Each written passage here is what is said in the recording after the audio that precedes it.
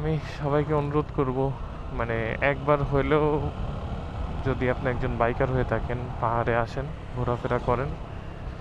I think লাইফের সেরা এক্সপিরিয়েন্সটা আপনি এখান থেকেই পাবেন। তো আল্লাহর অশেষ রহমতে কাপ্তাইতে রাজকীয় একটা দিন কাটানোর পরে আজকে রওনা হচ্ছি ঢাকার উদ্দেশ্যে। তো বিদায় জানাই সুন্দরভাবে কাপ্তাইকে। অনেক মিস করব এই জায়গাটা।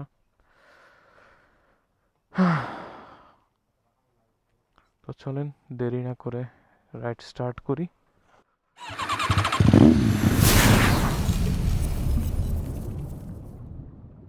Hello everyone, the last dance with dark সাইডের এপিসোড 4-এ আপনাদেরকে স্বাগতম। তো ফাইনালি বিদায় জানাচ্ছি কাপ্তাইকে। তো রওনা হয়ে গেছি ঢাকার উদ্দেশ্যে। মিনওয়াইল যে কটা স্পট পাবো সেই স্পটগুলোতে অবশ্যই ঘুরে যাওয়ার চেষ্টা করবো। এই সেই যে কিউট ডগটা যেটাকে রাতে আমি খাওয়াইছিলাম,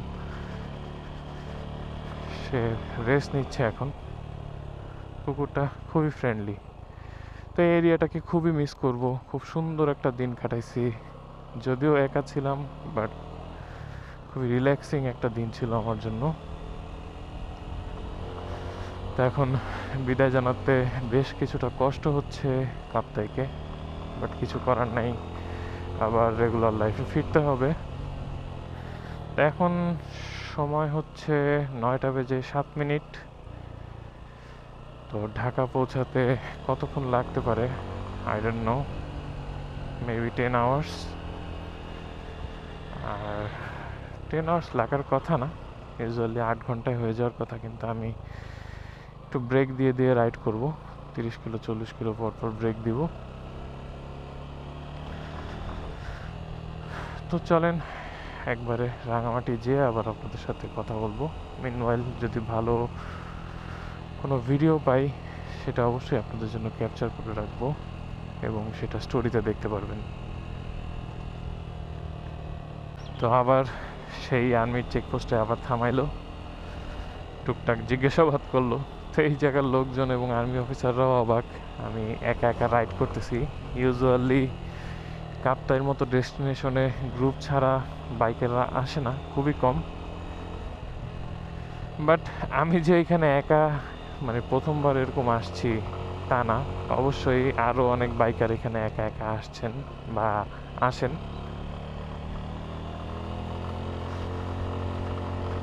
তো একা আসলে কিন্তু সাধারণত এসব জায়গায় স্টে করে না, কারণ এসব জায়গা একটু ব্যয়বহুল কম্পেয়ার টু রাঙামাটি শহর। বাট আমার অনেক দিনের ইচ্ছা ছিল কাপ্তাই আসার বাইক নিয়ে। তো এই হচ্ছে আপনার থার্ড টাইম বাইক নিয়ে আসছি। তো অনেক দিন ধরে ইচ্ছা ছিল আর কি বাইক নিয়ে এখানে আসার। তা আসলাম, ইচ্ছাটা পূরণ হলো।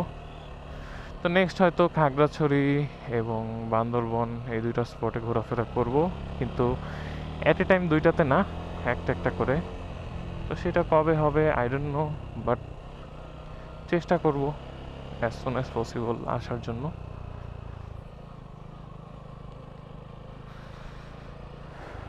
তো ইচ্ছা আছে বান্দরবন যখন ঘুরবো উইন্টারের আগে আগে দিয়ে ঘুরবো, মানে বৃষ্টির শেষে।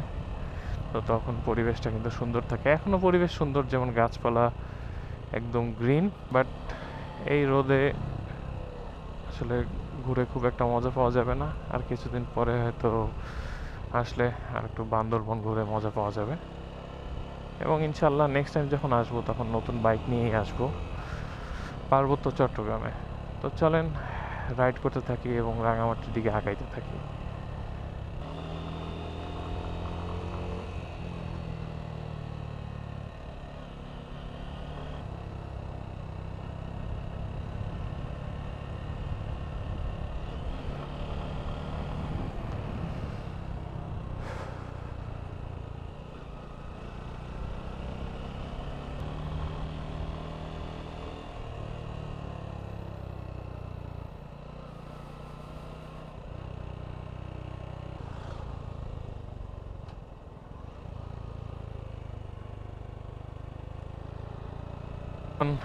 আস্তে আস্তে অগ্রসর হচ্ছে মানিকছড়ির দিকে।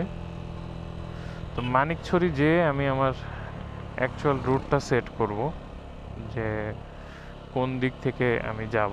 তো আমার ডেস্টিনেশন হচ্ছে বারোয়ারহাট যাওয়া। তো রুট দুইটা আছে, একটা হচ্ছে এখন ম্যাপে যেটা সিলেক্ট করে রাখছি, আর আরেকটা হচ্ছে আপনার একটু শ্যালো পাহাড়ি রুট আর কি।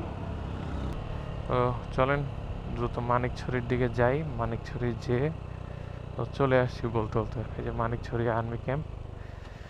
তো এখানে যেয়ে দেখি ডিসাইড করি যে রাস্তা কোনটা বেটার হবে। তো মানিকছড়ি থেকে আপনার যে রেগুলার এই রুটটা, যেটা হাটহাজারি বের হয়, এই রুট দিয়েই যাচ্ছি। তো সিন্দুকছড়ি রোড থেকে যাওয়ার একটা পরিকল্পনা ছিল, কিন্তু এখানের দায়িত্বরত পুলিশ অফিসার আর আর্মি অফিসাররা বললো যে এই রুটটা থেকে না গেলেই ভালো হয়। রোডটা বিভিন্ন জায়গায় আপনার ভাঙাচোরা এবং নানা রকম সমস্যা আছে। তো বললো যে বেস্ট আপনি এই রুট থেকেই চলে যান, নির্বিঘ্নে যেতে পারবেন,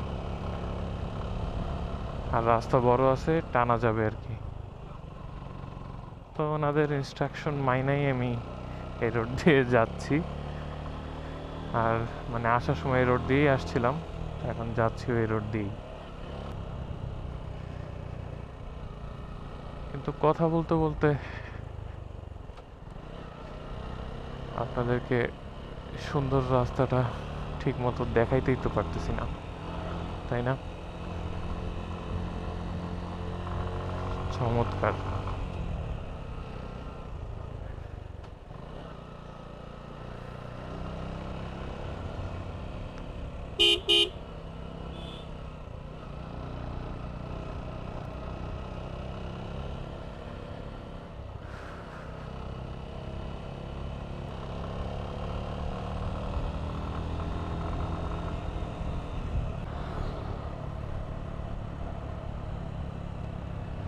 পাহাড়ের এই ঢালু রাস্তাগুলা যতটা সুন্দর, এই রাস্তাগুলা কিন্তু টিকায় রাখা ততটা কষ্ট।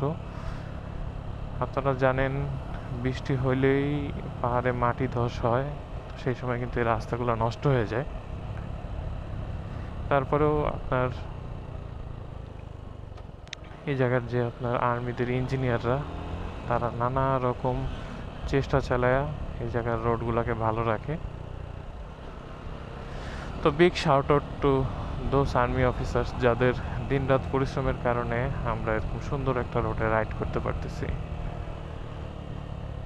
এবং এইসব রিমোট এরিয়ায় ঘুরে বেড়াইতে পারতেছি। আর ক্যামেরায় আপনি কীরকম দেখতেছেন আই ডোন্ট নো, বাট আপনি যদি রিয়েল লাইফে না দেখেন, আই থিঙ্ক কখনোই আপনি জিনিসটা বুঝতে পারবেন না। তো আমি সবাইকে অনুরোধ করব, মানে একবার হলেও যদি আপনি একজন বাইকার হয়ে থাকেন, পাহাড়ে আসেন, ঘোরাফেরা করেন, আই থিঙ্ক লাইফের সেরা এক্সপিরিয়েন্সটা আপনি এখান থেকেই পাবেন। All the risk you are likely taking to ride these roads are worth it, worth every penny.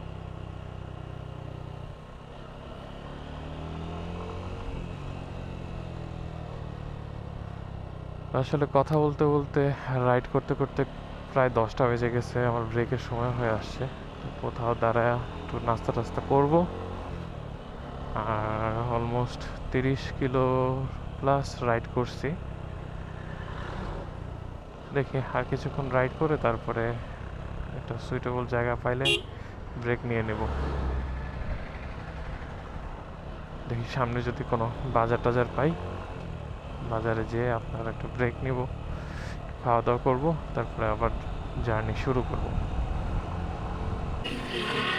নিয়ে নিলাম, বিরতি শেষে এখন আবার যাত্রা শুরু। তো এখন মোটামুটি টার্গেট হচ্ছে 50 কিলোর মতো রাইড করা, এরপরে আবার যে একটা ব্রেক দিব। তো ফাইনালি আপনার তেলের দাগটা আপনার এক দাগে আসছে, এর মানে এখন 9 লিটার তেল শেষ হয়ে গেছে। তো 9 লিটার তেল শেষে গাড়ি চলছে ট্যুরে 417 কিলোর মতো। আর এর আগে মিটার রিসেট করার আগে আর কি, আপনার যেটা তেল নেওয়ার পরে 14 কিলো চলছে, তো এরপরে মিটার রিসেট করছিলাম। তাতে 430-32 কিলো, মানে অলমোস্ট 47 থেকে আপনার 48 কিলো পার লিটারে আমি মাইলেজ পাইছি এই ট্যুরে। তো যেটা সত্যি অসাধারণ। আর আমি বাইকে তেলের ভিতরে ইউজ করছিলাম ম্যাক্সিমার হাইটেস্ট অকটেন বুস্টার, যেটা বিগত 3-4 মাস ধরে আমি ব্যবহার করতেছি। তো যেমন পারফরমেন্স সুন্দর পাইছি আল্লাহর রহমতে, তেমনই গাড়ির মাইলেজও কিন্তু ভালো দিছে যদি আমি গাড়ির কন্ডিশনের কথা চিন্তা করি। পাহাড়ি রাস্তা রাইডিং শেষে এখন আবার 4 লেন হাইওয়ের ভিতরে চলে আসছি। এখন মোটামুটি রিল্যাক্সে ড্রাইভ করা যাবে, একটু টানাটানি করা যাবে।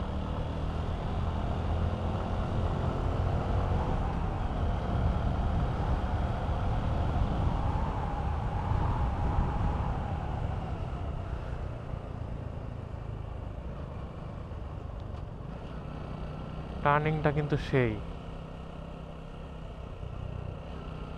হিউজ টার্নিং, পুরো MotoGP ট্র্যাকের মতো আর কি।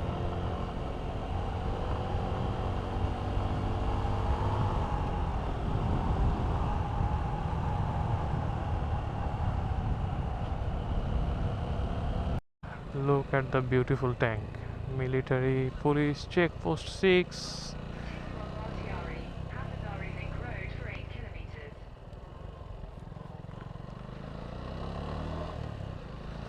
So welcome back again to Bhattiari. তো এই রাস্তা থেকে আপনাদেরকে নিয়ে গেছিলাম কাপ্তাই, এখন আবার এই রাস্তা হয়েই ঢাকা ব্যাক করতেছি।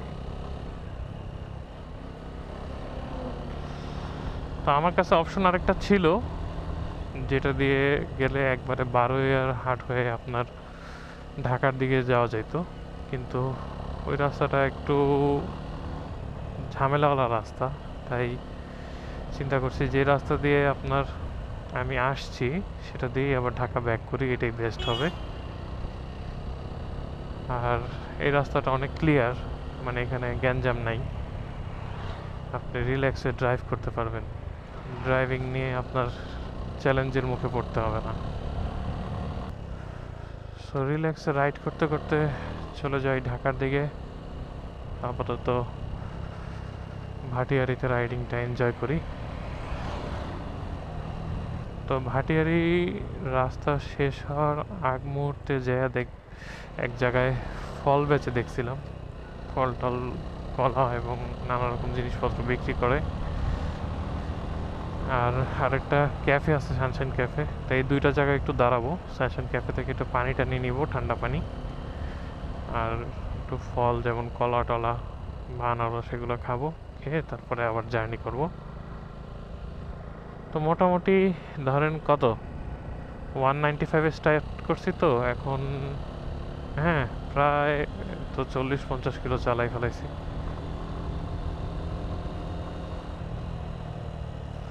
এরকম 40 কিলো 50 কিলো পর পর ব্রেক দিলেই যথেষ্ট, আই থিঙ্ক।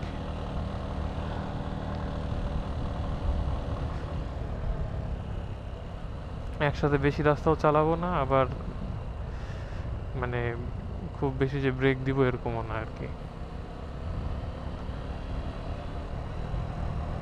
আর এমনিও আমার তেমন কোনো রাশ নাই যে আমার ঢাকা যে আজকে কোনো কাজ আছে, এরকম কোনো কিছুই না।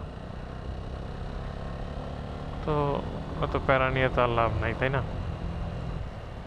তো রিল্যাক্সে চলে যাই ঢাকা, কোনো বাড়তি পেইন নেওয়ার দরকার নাই আই থিঙ্ক। রাস্তার পাশে ঘাসগুলো দেখে একদম কার্পেটের মতো লাগতেছে, মনে হইতেছে যে এখানে যে শুয়ে পড়ি। মানে পরিবেশটা দেখছেন, দেখে মনে হইতেছে যে সুইজারল্যান্ড বা নিউজিল্যান্ড এরকম রাষ্ট্রে চলে আসছে। মানে আমাদের দেশ যে কত সুন্দর, এগুলো রাইখা আমরা ঘুরতে যাই বিদেশে। ঠিক আছে, বিদেশে ঘুরতে যাবেন, অবশ্যই ঘুরবেন, কিন্তু সবার আগে আই থিঙ্ক নিজের দেশটা এক্সপ্লোর করা উচিত, তাই না? ভাটিয়ারির রাস্তার প্রায় শেষ দিকে চলে আসছি, তার কিছুক্ষণের ভিতরেই ঢাকা চট্টগ্রাম হাইওয়েতে উঠে যাব। এই যে হাইওয়ে দেখাও যাচ্ছে।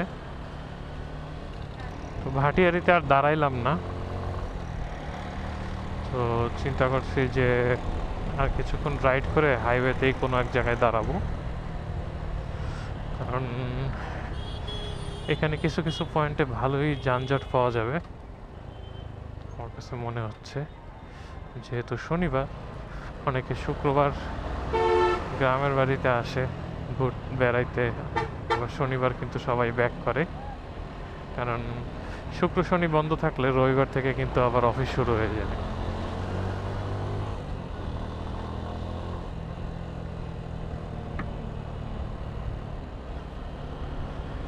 আরেকটা ইম্পর্টেন্ট জিনিস হচ্ছে অকটেনও নিতে হবে। দেখি সামনে ভালো পাম্প পাইলে সেটা থেকে অকটেন নিয়ে নিব।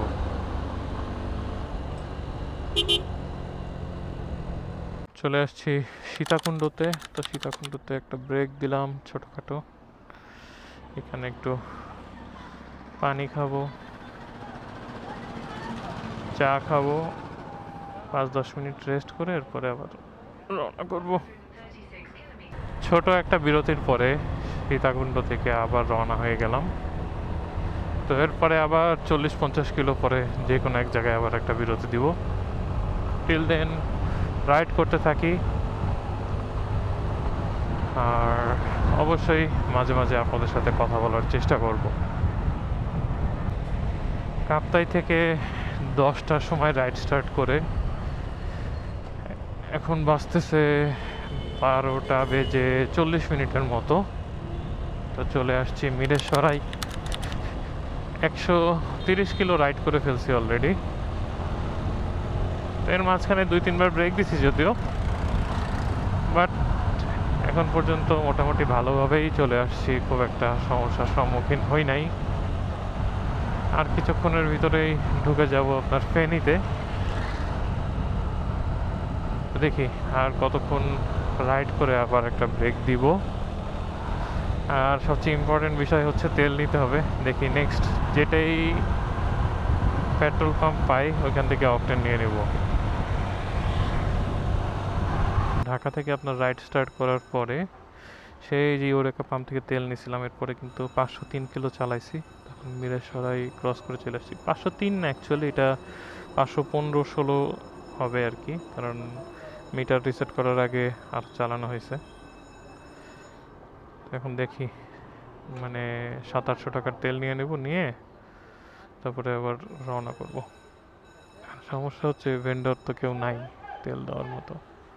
ফেনী ক্রস করে চলে আসছি, আর কুমিল্লা এখন 45 কিলোর মতো রাস্তা বাকি আছে। রাস্তাঘাট মোটামুটি ফাঁকাই, রিল্যাক্সে আমি আমার মতো টাইনা যাইতেছি। এখন পর্যন্ত তেমন কোনো প্রবলেমের সম্মুখীন হই নাই, কিন্তু মাঝখানে যে মহিপালের ওই জায়গায় এরকম আকাশ ক্লিয়ার, কিন্তু দেখি বৃষ্টি হইতেছে। বেশি কতটুক না, ধরেন 500-600 মিটার রাস্তা ক্রস করতে পারে আবার বৃষ্টি শেষ। তো পাদুয়া চলে আসছি, দ্যাটস মিন আমি কুমিল্লার বর্ডারের ভিতরে ঢুকে গেছি। তো কুমিল্লা ক্যান্টনমেন্ট আর বেশি রাস্তা না, কুমিল্লা ক্যান্টনমেন্ট আপনার 50 কিলোরও কম এখান থেকে। মাঝখানে একটু আগে আরেকটা কাণ্ড হয়েছিল ফেনীর আগে। কিরকম,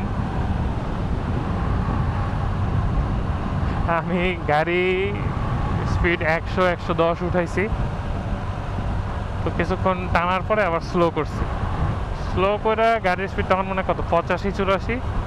তো সামনে দেখি পুলিশ স্পিড ক্যামেরা নিয়ে দাঁড়ায় আছে, আর মনে করেন লোকজনদের ধরে ধরে মামলা দিতেছে। তা আমার 84 ছিল স্পিড, তা আমাদের দাঁড় করায় নাই। আর একটু সামনে যেয়ে দেখি র্যাকার, তো চিন্তা করলাম যে এই যাত্রায় বাইচা গেলাম এক হিসাবে। স্পিড গানে যদি 100+ স্পিড উঠতো, নগদে ধরে একটা মামলা দিয়ে দিত, পুরো ট্যুরটাই মাটি। এই ট্যুরে আমি খুব একটা যে টানাটানি করছি তা না, তবে এখন ফেরার পথে একটু স্পিডে টানছি, তাও 80-85 এরকম আর কি, এর বেশি উঠাই নেই। তো এর মাঝখানে একটু ফাঁকা পাইছিলাম, চিন্তা করলাম যে একটু স্পিড উঠাই, তো 110, 112 এরকম উঠাইছি, এরপরে আবার স্লো করে ফেলাইছি। আর আমার গাড়ির যে কন্ডিশন, এটা বেশি প্রেসার দিলে দেখা যাবে রাস্তাটা প্যারা হয়ে যাবো গা।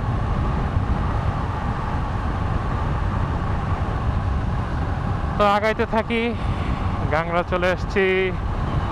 একটু পরে একটা ব্রেক দিব, তো যখন ব্রেক দিব তখন আপনাদের সাথে আবার একটু কথা বলবো আর আপনাদের একটা আপডেট দেওয়ার চেষ্টা করব। সংক্ষিপ্ত ব্রেক নিয়ে নিলাম। তো এটা হচ্ছে আপনার বাতিসা বাজার 14 গ্রাম। তো এখানে 5-10 মিনিট ব্রেক নিব, একটু চা খাবো, পানি খাবো, দেন আবার রওনা করে দেব।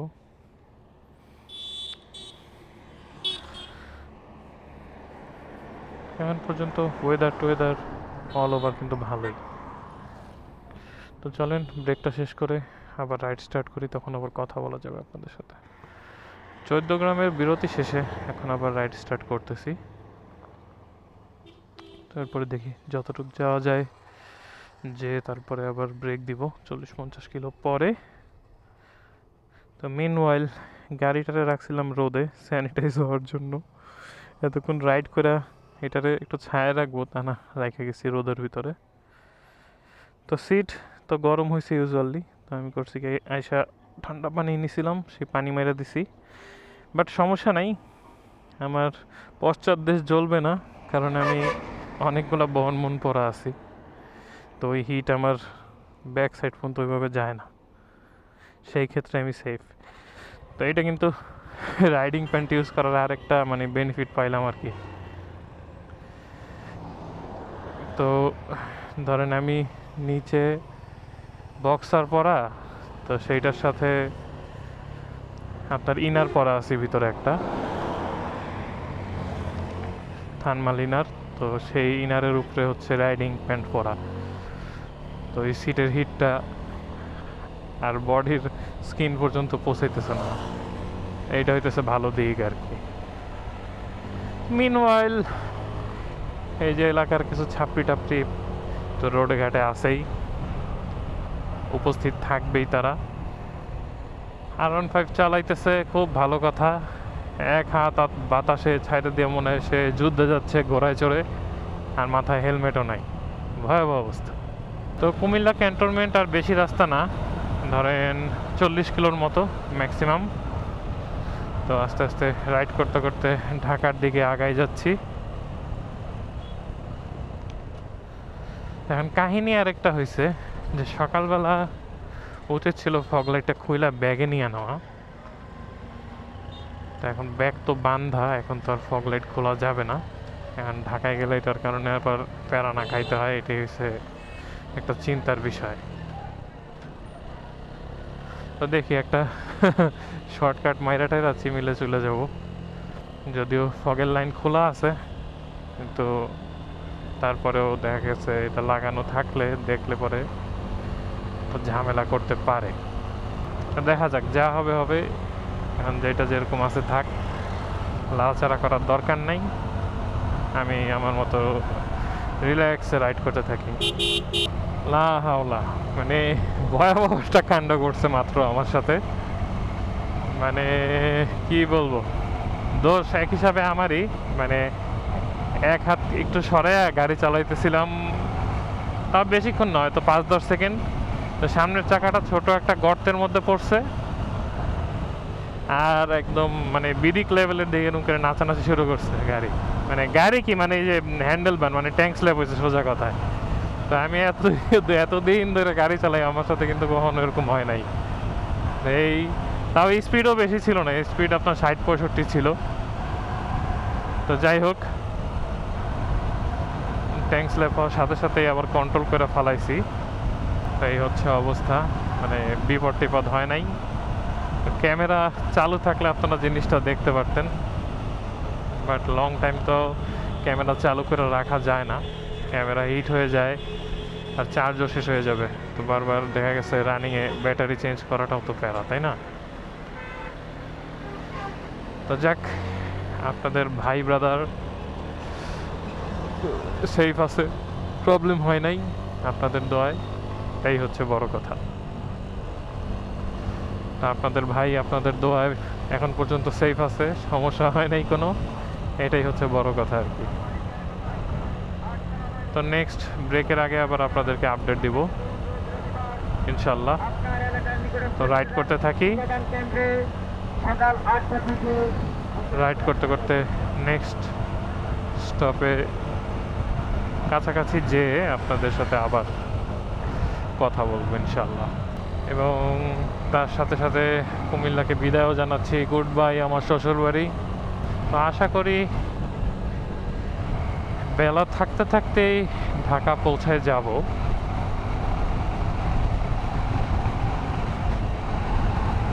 তো মোটামুটি 210 কিলোর 215 কিলোর মতো রাইড করে ফেলছি, বাট স্টিল এখন পর্যন্ত খুব একটা ক্লান্ত লাগতেছে না। এটার কারণ হচ্ছে আপনার ব্রেক দিয়ে দিয়ে গাড়ি চালাইছি, মানে অনেক বেশি রাশ করে যে গাড়ি চালাইছি এরকম না। তো সেই কারণে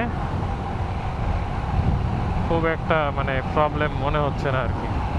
আচ্ছা, ভালো কথা, আপনাদের তো এই ট্যুরের খরচের কথাটাই বলা হয় নাই। এই ট্যুরে আমার যাওয়া আসা বাদে থাকা খাওয়ায় খরচ হয়েছে 5,000 টাকার মতো। প্রথম দিন যেদিন চিটাগাংয়ে ছিলাম সেই দিন হয়েছে 1500 টাকা খরচ, আর পরের দিন কাপ্তাইতে ছিলাম, কাপ্তাইতে খরচ হয়েছে 3500 টাকার মতো। 3500 টাকা প্লাস মাইনাস হবে আর কি। তো আমি তেমন বড় কোনো হোটেলে খাই নাই, লোকাল হোটেলেই বেশি খাওয়া দাওয়া করছি। এই 5,000 টাকা আমার খরচ গেছে, মানে থাকাতেই খরচ গেছে ধরেন 3100 টাকা, আর বাকি টাকা ধরেন 1900 টাকার মতো আমি খাওয়া দাওয়া করছি 2 দিনে। তো এরপরে আসেন তেল খরচ কেমন গেছে। তেল খরচ হয়তো আমার হিসাবে 2500 টাকা অ্যাট ম্যাক্স এরকম গেছে, এর বেশি যায় নাই। কারণ হচ্ছে আপনার আসার আগের দিন 1000 টাকার তেল নিয়েছিলাম, তো বাইকে তেল ছিল কিছু 4-5 লিটারের মতো।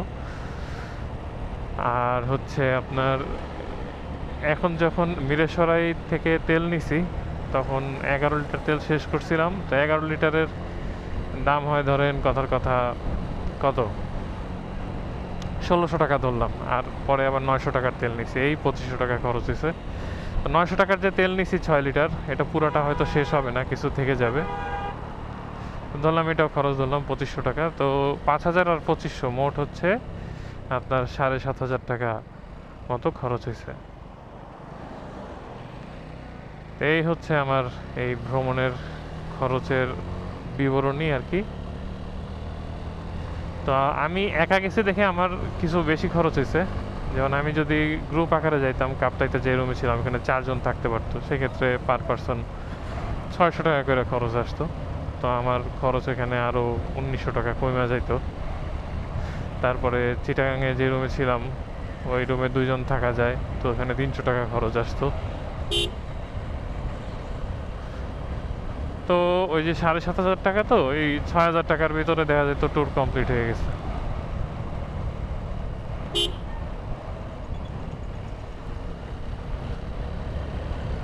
আপনারা যারা কাপ্তাই যাবেন চেষ্টা করবেন গ্রুপ আকারে যাওয়ার জন্য। আমি তো এমনি রাইডিং আর এক্সপ্লোরের জন্য প্লাস ব্লগিংয়ের জন্য একা একা গেছি, যে আমি রিল্যাক্সে ব্লগ করবো আর রাইড করব। তো কারো যদি মনে করেন এই টার্গেট না থাকে, অবশ্যই কাপ্তাই গেলে গ্রুপ নিয়ে যান। আর গ্রুপ না নিয়ে গেলে আমার মতো যেটা মিস করবেন, আমি এই যে ব্যাম্বো চিকেনটা খাইতে পারিনি, ওই জায়গার ব্যাম্বো চিকেনটা কিন্তু অনেক মজা। এর আগের বার যখন আমার ওয়াইফ তারপরে ফ্রেন্ডরা সবাই মিলে, ফ্রেন্ডের ওয়াইফ মিলে আমরা 6 জন গেছিলাম, ওইবার কিন্তু আমরা ব্যাম্বো চিকেন নিয়েছিলাম। তো এইবার ব্যাম্বো চিকেন খাওয়ার সুযোগ হয় নাই, কারণ হচ্ছে আমি একা ছিলাম। আর এই একা ব্যাম্বো চিকেন নিতে গেলে 700-800 টাকা খরচ পড়তো, এবং সেটা হচ্ছে বড় কথা, এই জিনিসটা আমি খাওয়া শেষ করতে পারতাম না। এই হচ্ছে আর কি টুকটাক আপনাদেরকে সাজেশন দিলাম আর হচ্ছে বিবরণ দিলাম খরচের। তো কথা বলতে বলতে কুমিল্লা ক্যান্টনমেন্ট পাস হয়ে যাচ্ছি এবং এইখানে আবার আয়সা দেখলাম বৃষ্টি হইতেছে। 14 গ্রামে দেখে আসছি প্রচুর রোদ, এইখানে আবার আয়সা দেখি বৃষ্টি, যদিও আকাশ ক্লিয়ার, বাতাসের সাথে ভেসে ভেসে বৃষ্টি হচ্ছে। আর বৃষ্টির পরিমাণ খারাপ না, ভালোই। তো এর মধ্যে ক্যামেরাটা অন করে রাখাটা বোকামি, হয়তো ক্যামেরা লেন্সও আপনারা বুঝতে পারতেছেন ক্যামেরা লেন্স ভিজে যাচ্ছে। তো আস্তে আস্তে এরিয়াটা পার হয়ে যাই। আবার সামনে দেখতেছি কিন্তু ক্লিয়ারই আকাশ, তো একটু পরে হয়তো আর বৃষ্টি পাবো না।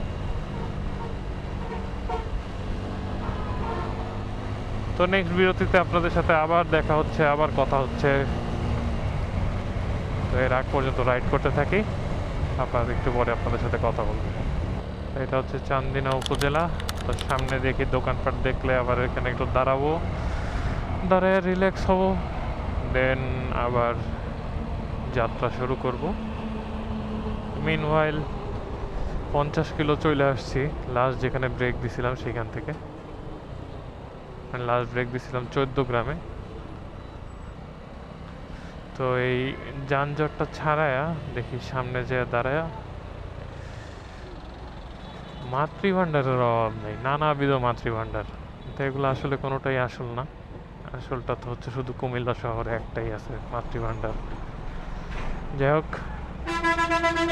মাতৃভাণ্ডার থাকুক, মাতৃভাণ্ডারের জায়গায় আমি দেখি কোথায় দাঁড়ানো যায়।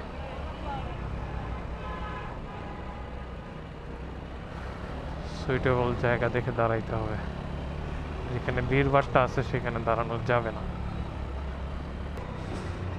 এই জায়গাটা ফাঁকা আছে, এখানে দাঁড়াই, এই জায়গাটায় দাঁড়াই। তো এই হচ্ছে আর একটা বিরতি নিলাম, এরপরে আর বিরতি হয়তো না হবে না, ডাইরেক্ট ঢাকা চলে যাবো এখান থেকে। যেটাই করি সেটার আপডেট আপনাদেরকে জানাবো। তো একটু কিছুক্ষণ রেস্ট নেই। চান্দিনাতে বিরতি শেষ। তো বিরতির মাঝখানে শেষ দিকে দেখলাম ক্যামেরায় চার্জ কম আছে, যে ব্যাটারিটা লাগানো ছিল তো ব্যাটারিটা চেঞ্জ করে ফেললাম। রাস্তায় ক্যামেরা বন্ধ হয়ে গেলে প্যারা। তো এখন আবার যাত্রা শুরু করব আল্লাহর নামে।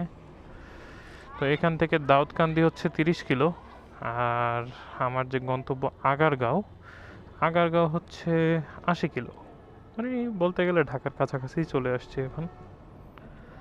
তো দেখি, রাইড করতে থাকি, যেখানে আবার একটু খারাপ লাগবে সেখানে যে ব্রেক দিব, আর যদি খুব একটা প্রয়োজন না হয় চেষ্টা করবো ব্রেক না দেওয়ার জন্য। বাট শরীরের উপর অতটা কষ্ট দিব না যে মানে একদম একটানেই যাইতে হবে, এরকম কোনো বাধ্যবাধকতা নাই। হাইওয়ের সাইডে বাইক পার্ক করার পরে এরপরে যখন হাইওয়েতে উঠা হয় ওই টাইমটা হচ্ছে আপনার একটু আতঙ্কের আর কি, কারণ স্পিডে গাড়ি ঘোড়া আসতে থাকে। তো আবার যখন আপনার গাড়ি স্পিড ধরে ফেলে তখন কিন্তু আর সমস্যা নেই। তো হাইওয়েতে ওঠার সময় সব সময় ডান থেকে গাড়ি আসতেছে কিনা এটা খেয়াল রাখা তারপরে হাইওয়েতে উঠবেন। সো যেটা আপনাদেরকে বলছিলাম যে এই ট্যুরটাই হতে যাচ্ছে এই গাড়িটার শেষ ট্যুর, আর এটার পরে আর কোনো এই গাড়ি দিয়ে ট্যুর দিব না। আর যে কদিন চলে এর মধ্যে হয়তো আর ট্যুর নাও দেওয়া হইতে পারে, কিন্তু এইটা দিয়ে আর ট্যুর দিচ্ছি না, বা লং ট্যুর অন্তত পক্ষে দিচ্ছি না, দ্যাটস ফর শিওর। সর্বোচ্চ গেলে যাওয়া হইতে পারে মাওয়া বা 300 ফিট এইসব জায়গাতে, বাট লং ট্যুর এরকম আর ট্যুর এই গাড়িতে আর দেওয়া হবে না। তো একটু আগে ইউটার্নের জায়গাটাতে একটা টিয়া পাখি ভাই শুরু করে আমার সামনে দিয়ে ঢুকাই দিতে নিয়েছিল, পরে তারে হাত দিয়ে দেখাইলাম কি ব্যাপার ভাই, তো দেখে শুনে ঢুকান। উনিও দাঁড়াই গেছে আর কি। একে তো উনি উল্টা এসে ইউটার্ন নিতেছে খুব ভালো, আবার সামনে দিয়ে ঢুকাই দিবে রানিংয়ে। আবার আরেক বিরক্তিকর বিষয় হয়েছে, আকাশ ক্লিয়ার, আবার কই থেকে নামছে বৃষ্টি, কোনো কথা এটা? এই বৃষ্টিটা আজকে প্যারা দিতেছে আমার এক হিসাবে, যদিও এটা আল্লাহর রহমত, কিন্তু আমার জন্য এটা একটু মানে পেইনফুলই লাগতেছে আর কি।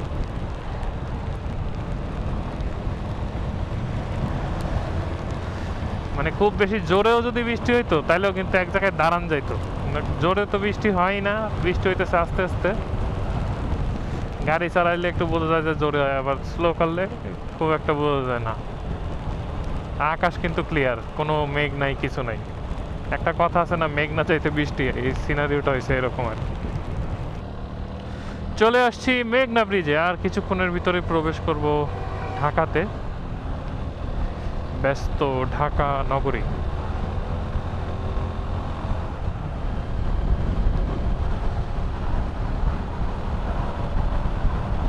ব্রিজের উপর ভালোই বাতাস আছে, তো ব্রিজের উপর রাইডটা এনজয় করতে করতে আগায় যাই ঢাকার দিকে। তো ফাইনালি চলে আসছি কাঁচপুর, আর কিছুক্ষণের ভিতরেই ঢাকা সিটির মধ্যে ঢুকে যাব। তো কি রে ভাই, কি করলো ট্রাকওয়ালাটা কামটা? এই রানিং ব্রিজের ভিতরে এইভাবে ঘুরাইতেছে, হুট করে ব্রেক দিয়া সে ট্রাকটারে ঘুরানো শুরু করছে।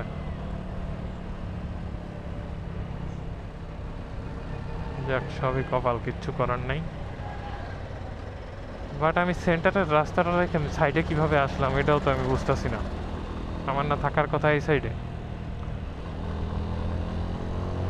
এখন তো কতখানি জ্যাম ঠেলা লাগবে। কাঁচপুর পার হয়ে চলে আসছি। তো লাস্ট ব্রেকের পরে 60 কিলো চালাইলাম গাড়ি প্রায়। তো দেখি কোথাও দাঁড়ান যায় কিনা, একটু রেস্ট দরকার, গা হাত পা ব্যথা হয়ে গেছে। সুইটেবল কোনো জায়গা পাইলে একটু দাঁড়ায়া রেস্ট নিব, একটু পানি টানি খাবো, তারপরে আগারগার দিকে যাব। চলে আসছি হানি ফ্লাইওভার। তো ঢাকার ভিতরে প্রবেশ করে ফেললাম ফাইনালি। মোটামুটি 300 কিলো রাইড হয়ে গেছে অলরেডি। তো সরাসরি আগারগাঁও চলে যাব। তো আগারগাঁও যে আমার বন্ধু মাসুদের সাথে মিট করে এখানে কিছুক্ষণ রেস্ট নিব, নিয়ে তারপরে বাসায় চলে যাব। তো মাঝখানে চিন্তা করছিলাম কোনো এক জায়গায় দাঁড়াবো, তো এখন ভাবতেছি থাক, আর দাঁড়ানোর দরকার নাই, একবারেই চলে যাই।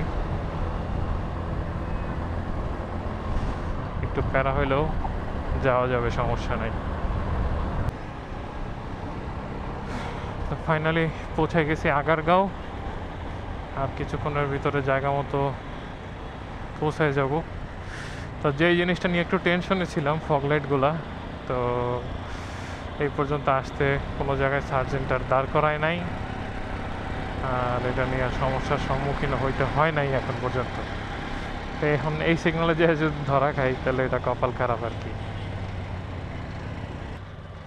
এখন বিষয় হচ্ছে আপনার হাইওয়েতে যতটা শান্তিতে রাইড করা যায়, মানে এই সিটির ভিতরে রাইড করতে আমার মানে এর চেয়ে 10 গুণ বেশি ভয় লাগে, যে কোন দিক থেকে কি যে বাড়ি মেরা দেয়।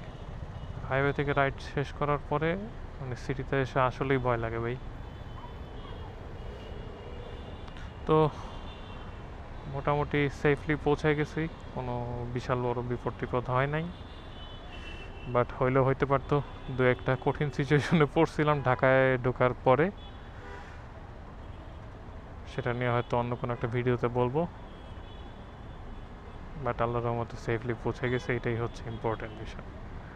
So finally the last dance with dark সাইডের এপিসোড 4 এর সমাপ্তি ঘটাতে যাচ্ছি এখানেই। তো আপনাদের কাছ থেকে বিদায় নিয়ে নিচ্ছি আজকের মতো। আবার খুব শীঘ্রই নতুন কোনো একটা ব্লগে বা নতুন কোনো একটা কাহিনীতে আপনাদের সাথে দেখা হয়ে যাবে। Till then, ride safely and obviously enjoy your riding, game and ride, signing off. আল্লাহ হাফিজ।